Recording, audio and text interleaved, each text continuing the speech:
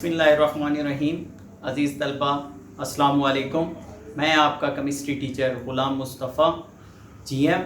आज हम पढ़ते हैं chemistry 9th class chapter number 2 और टॉपिक है बोहर्स एटॉमिक थ्योरी।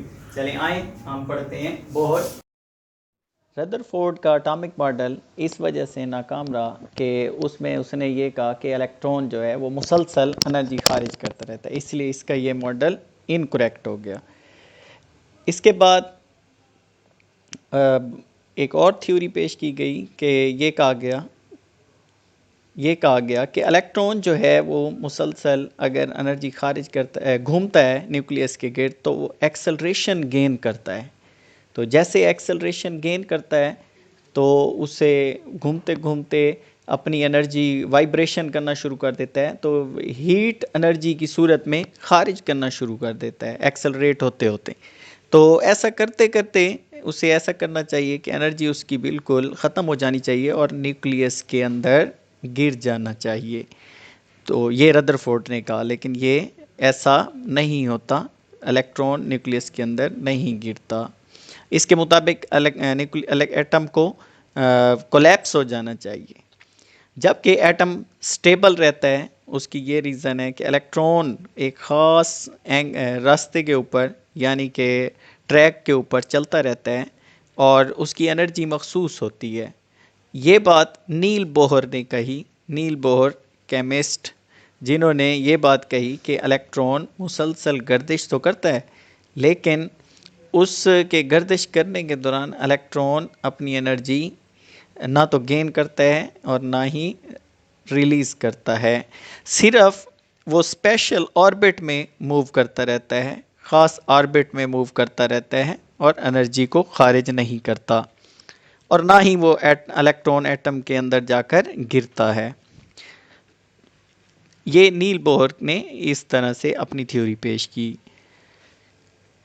इसके बाद जैसा कि सोलर सिस्टम में देखा जा सकता है कि सूरज के गिर्द बाकी जो सियारे हैं, अगर उनकी एनर्जी आहिस्ता आहिस्ता कम होती चली जाती तो वो एक दफ़ा सूरज में जाकर गिरते, लेकिन ऐसा कुछ नहीं होता। उनकी मखसूस एनर्जी है तो वो सूरज के गिर्द घूमते रहते हैं अपने मखसूस मदारों में, मखसूस एनर्जी लेवल्स के अंदर।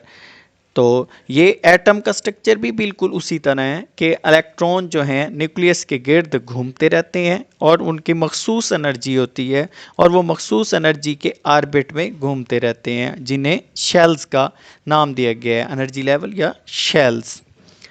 अब एनर्जी लेवल्स के बारे में जानते हैं। नील बोहर ने बताया कि ये जो इलेक्ट्रॉन है रिवॉल्व करते हुए ना तो एनर्जी रेडिएट करते हैं और ना ही एब्जॉर्ब करते हैं।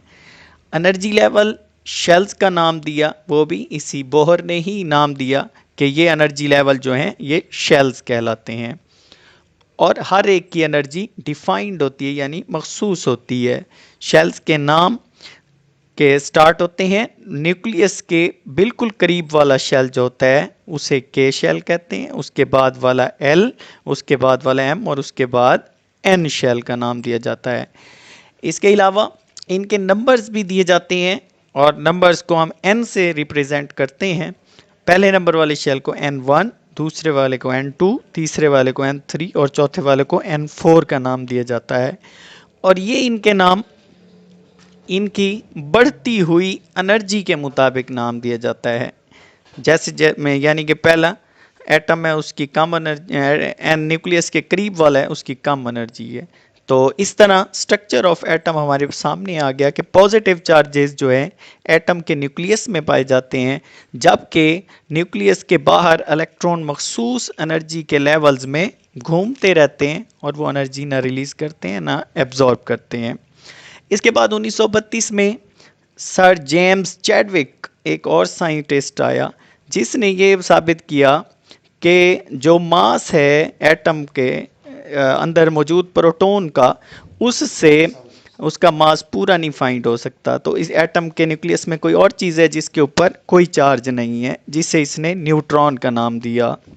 न्यूट्रॉन न्यूट्रल है, इसलिए एटम का स्ट्रक्चर ऐसा बन गया कि एटम के न्यूक्लियस में प्रोटॉन पॉजिटिव चार्ज वाले, न्यूट्रॉन कोई चार्ज नहीं है न्यूट्रल, और इलेक्ट्रॉन जो कि न्यूक्लियस के बाहर घूमते रहते हैं मखसूस एनर्जी के मदारों में। ये पूरा एक एटम का स्ट्रक्चर बन गया।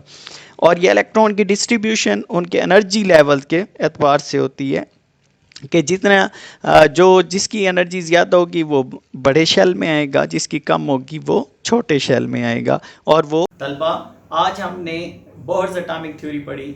उम्मीद है कि आपको अच्छी तरह समझ आ गया होगा। इसको आपने याद करना है और होमवर्क के तौर पर लिखना है। वस्सलाम।